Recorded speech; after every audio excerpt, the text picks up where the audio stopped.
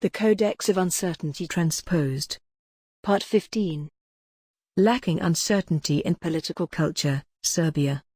Local political climate change and political heating deniers. Transposing emblems by Vuka. Shame bait? Equals what's up bro?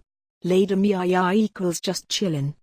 Legend says that the Serb idiom lada mjaya, lit, keeping my testicles cool, has its etymology derived from the system of small trenches carved into Roman Senate seats to run fresh water through them for the purpose of, by cooling participants' private parts, keeping the political discussion vigorous, but not heated. Serbs' popular conception of the ancient Roman political system involves an interconnected pool of bidets where representatives were supposed to get comfortable. Serbs' popular conception of the contemporary local political system is radically different than our Western pro-continentals. This is a story of my experiential short excerpts of life between pre-electoral campaigns in a country run by a person who has a hard time keeping their position with a full mandate. Think not. Over the past 20 years Serbia has been one of the countries with the highest number of early elections in this millennium. Maybe we will end up in the Guinness Book of World Records. There's a sense of urgency heating up the politics of the motherland's system, PMS, in a country of highly racist, highly particularistic compatriots at the western side of Middle East meets West, Central equals Greece, Eastern equals Turkey, Western equals Italy, and no outdated cooling water trench system whatsoever. Let us not dig deeper into the clogs deposited in the pelvic area of our politicians' lymphatic system. And let us take time to lament unattended drainage systems in farming areas that are so clogged with weeds and unwittingly deposited garbage that every snow melting season, no matter how mild the snow was, it produces massive tragic flooding in suburban and small town areas. And, of course, calls to campaign for crowdfunding to help out. And then there is the normalization of lingering on the receiving end of humanitarian aid while obtaining expensive loans for luxurious projects. That is also one huge part of the current political climate. Ever since I learned Boris Budden's view on you being part of the avant-garde in the EU, with respect to the rise of the alt-right, I feel like a weather lady reporting worst-case forecasts, while in my face I'm as wet as one of Bowie's news guys. Tears for the balkanization effect fears. So, what else became normal in the dominant cultural identity of the neo-traditional, post-truth political climate of our PMS? While worldwide investments in institutional scientific research shrink and accessibility metrics slowly slide into their own perversion, our politicians in power keep purchasing high academic titles from not-so-certified academic institutions. Then they proceed through public life, firmly convinced that relevant knowledge is automatically implemented in their minds. Unlike the old-school PhDs, a great many of whom can't stop sharing their enthusiasm about research and scientific exploration, are new traditionally uncertainty-lacking members of higher levels of the academic community as well as holders of high government positions. They keep firmly shut up about the science behind their degrees. A kind of self-sufficient node in a self-absorbed niche of the global academic network and international politics. The philosophy behind their political moves, executed in utmost certainty, is very hush-hush.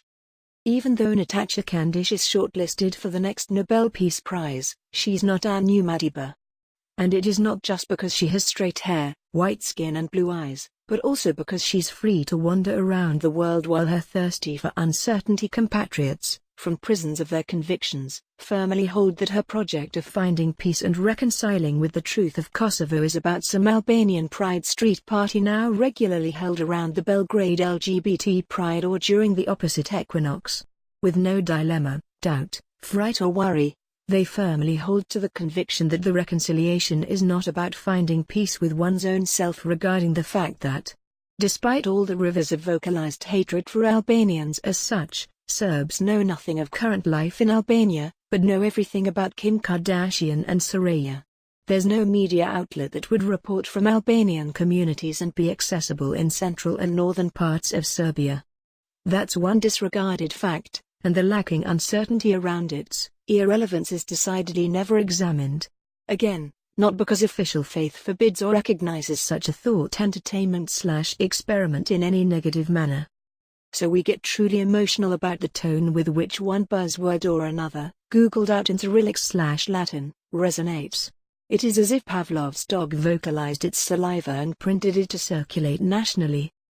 As the most recent winner of Serbia's most respectable book prize would say, the corporal archiving manner reflectingly depicts the holder of official truth.